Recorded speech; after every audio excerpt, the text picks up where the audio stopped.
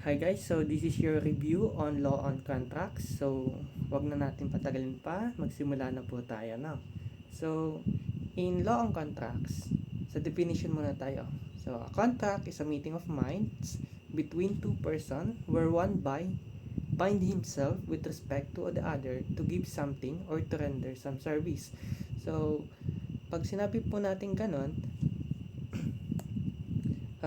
a contract is a meeting of mind, meaning there is actually an agreement. Now, there is an agreement between two persons. So, when we say meeting of mind, doon pa lang sa time na nag-agree sila, there is already a perfection of the contract na. Perfection. Perfection of the contract. Now, between two person, yung isa daw, magbabind himself with respect to the other para magbigay ng something or to render some service. Okay na, let's say si A ay dapat daw i-bind yan sarili niya. Okay, let's say magbabayad siya ng pera or pesos no, kay B kung si B may ibibigay na bagay, let's say apple no, para mas madali lang. Okay, kung ganun po ang scenario natin, there is actually a contract no, hindi define na actually yung scenario natin ng contract kasi yung si A bind himself, si B to give something. Okay, but actually ito po yung criticism sa definitions under Article 1305. Number 1 is yung to give something or to render some service. Do you remember sa obligation, di ba? There is actually not to do. No, there is a not to do obligation. Because di ba? No, sa obligation is a juridical necessity to do, to give or not to do, di ba?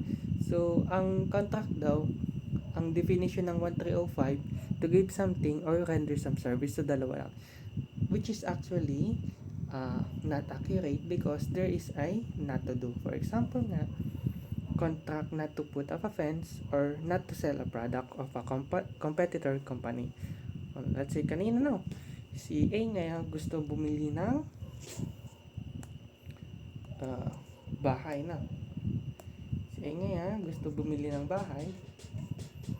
Okay. Si A bibili ng bahay na pagmamay-ari ni B. Okay? Okay, since yung bahay po ay hindi pagmamay-ari, ulit na. Si B, pagmamay-ari niya yung bahay.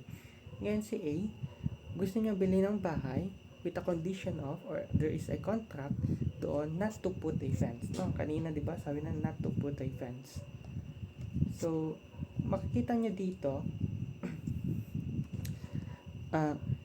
ang obligation does not only talk about to give something or to render some service. It also talks about not to do something. Okay?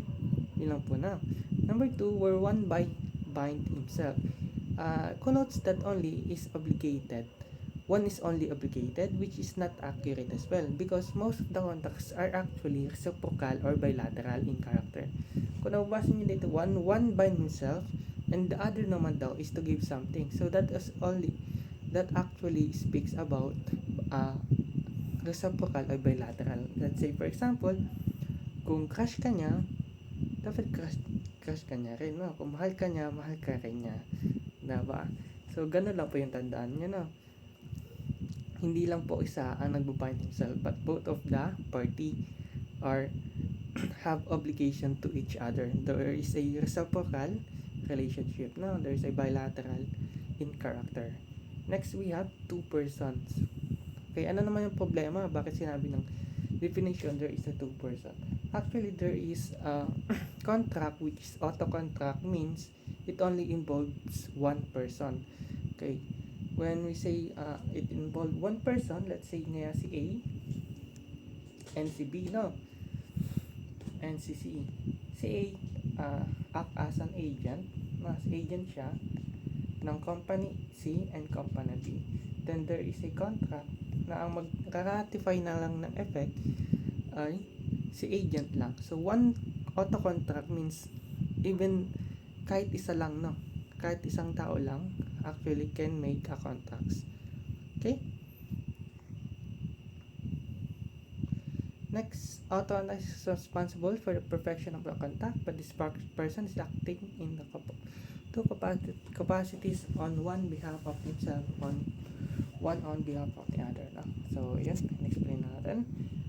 So, this is actually generally valid because the number of parties is not determinative of the existence of the contracts, meaning kahit isang tao lang can ratify the contract. No? What is important is that there will be at least two declaration of wills. Kanina, di ba? There's a two company. So, kung nag-act siya behalf, dapat nare-represent niya si C and nare-represent niya din si B. So, that is an auto contract na. Okay, meron tayo dito na example of valid na document. If the agent has been empowered to borrow money, he may himself be the lender at the current rate of interest na. Ano pa yung mga other example of contract, which is ito yung valid, no, ng auto contract kapag si agent binigyan siya ng rights or na-empower siya, he have a power or she have a power to borrow money. He may himself be the lender at the current rate of the interest, no. Okay, ano naman yung mga void? Okay, no, there is a sale of person under guardianship where the buyer is the guardian. Okay, nagbenta ka daw ng property under sa guardianship pero yung buyer mo is also the guardian. So, bawal po yan, no? That is not valid. Next is lease contract concerning property belonging to an estate, no? Where the lessee is the executor thereof. Okay, let's say namatay ka tapos yung property na yon is pinarenta mo, so executor din siya, so bawal po yun, no? So that is also a void auto contract. Ano yung mga principles natin? So obligation arising from contracts have the force of law between the contracting parties. So tandaan nyo to na ang obligation daw meron daw force of law. So, dapat talagang gawin ng party na yon yung kung ano man yung nasa batas na yon, because if they don't do or if they fail their duty, there is a consequence kasi nga they are already forced by law. Okay? Next, we have obligation arising from contract should be complied within a good faith. No? Pag sinabi natin agad ng good faith, dapat tama yung ginawa mo, nasa batas, at wala kang illegal na gagawin, no? All of the things you do in the contract are all legal. So that is the principle of the contract, no? There should have a force of law, and next is there is a good faith. Okay? So ikakat natin itong video, and next natin is yung stages of contract. So thank you for listening. See you on the next video.